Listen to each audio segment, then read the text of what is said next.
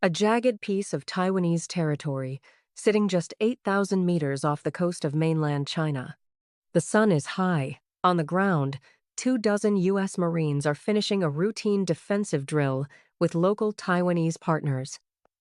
It was supposed to be a standard Tuesday. Then, the horizon turned gray with steel.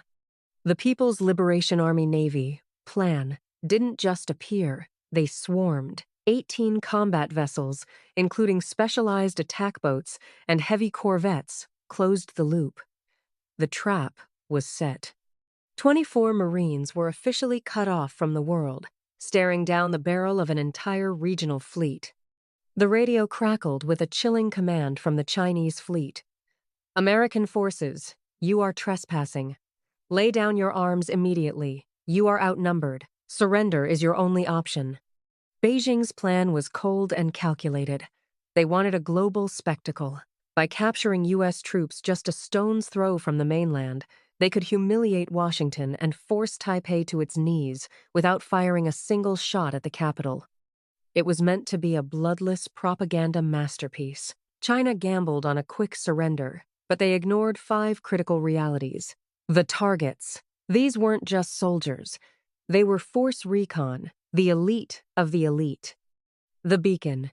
The moment the first Chinese hull broke the horizon, an encrypted distress signal was already hitting the Pentagon. The shadow. The USS America, a massive amphibious assault ship, was loitering just 30 miles out, packed with 800 fresh Marines and a full air wing. The readiness. The U.S. 7th Fleet wasn't caught off guard.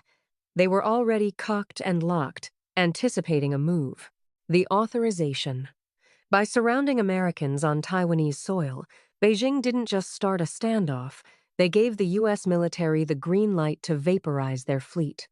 Kinmen isn't just an island, it's a fortress with a memory. For 70 years, this has been the front line of democracy. During the Cold War, millions of artillery shells were traded across these narrow waters. Today, it's a labyrinth of bunkers and radar arrays, a constant reminder of the invasion that never ends. Captain Ryan Mitchell knew the stakes. His detachment from the 3rd Recon Battalion was there to train, but the real mission was deterrence. His orders to his men were simple: professionalism first, but if they cross the line, we hold this rock until there's nothing left to hold. By 1 p.m., the Chinese Eastern Theater Command issued the Special Op order. This wasn't a mistake, it was a test of resolve. They sent 12 Type 022 missile boats and 4 heavy corvettes to act as the hammer, while 2 landing ships carrying 300 PLA troops acted as the anvil. Radar screens in Taipei and on the USS America lit up. This wasn't a patrol, it was a pincer movement. At 3:10 p.m., the Chinese fleet accelerated. Hostile intent was no longer a question, it was a fact. Captain Mitchell's radio screamed, "Reaper Actual, incoming, prepare for impact." The Chinese fleet left the eastern side toward Taiwan open, a classic bait to encourage a retreat into a kill zone. But the Marines didn't run. Mitchell's response to the surrender demand was legendary. "We are on sovereign territory. We will not comply, break off, or face the consequences." While the Chinese commander was gloating, Admiral Patricia Adams on the USS America was already launching the response. She didn't send a negotiator, she sent a storm. The air, 16 helicopters and 6 F-35B Lightning stealth jets. The ground, 600 fresh Marines. The sea, 4 U.S. destroyers shifted to weapons-free status. At 35,000 feet, the F-35 seconds were ghosts. The Chinese radar saw nothing until the AGM-158 cruise missiles impacted.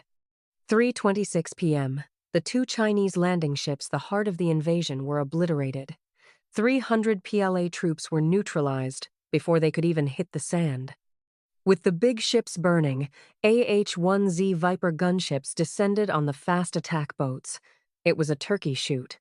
Using Hellfire missiles with laser precision, 8 of the 12 Chinese boats were turned into scrap metal in under 90 seconds.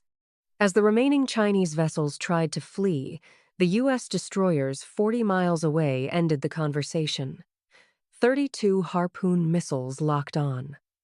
The corvettes that had demanded surrender were literally torn apart. By 3:34 p.m., the Chinese task force had ceased to exist. In the middle of the carnage, the Ospreys landed. 400 Marines reinforced the perimeter, while Captain Mitchell's team boarded. To make the point clear, the U.S. followed up with a Tomahawk strike on the naval bases that launched the attack, ensuring the threat was dead at the source. While Beijing's state media tried to spin a story of routine patrols, the world saw the satellite photos. Burning hulls and oil slicks don't lie. The lesson was learned in exactly 42 minutes. U.S. casualties, 0. Chinese losses, 13 ships, 3 bases, 673 personnel. Geography is a myth in modern warfare. Beijing thought being 8 kilometers away gave them the advantage. They were wrong. The U.S. military doesn't negotiate, and it doesn't leave its own behind. 3:24 p.m. They were surrounded. 4:06 p.m. They were home. The message to the world? Never test the resolve of the U.S. Marines. Because 42 minutes is all it takes to turn an invasion into a memory.